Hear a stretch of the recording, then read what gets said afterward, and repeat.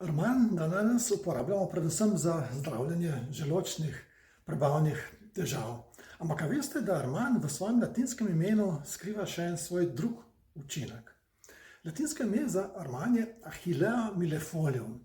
In ta rodovno ime Achillea izhaja iz legende, grške legende, stare legende, da je Ahil pri svojih vojakih za to rastlino zdravil rane. In zato se je za to rastlino že takrat prijelo ime Achillea.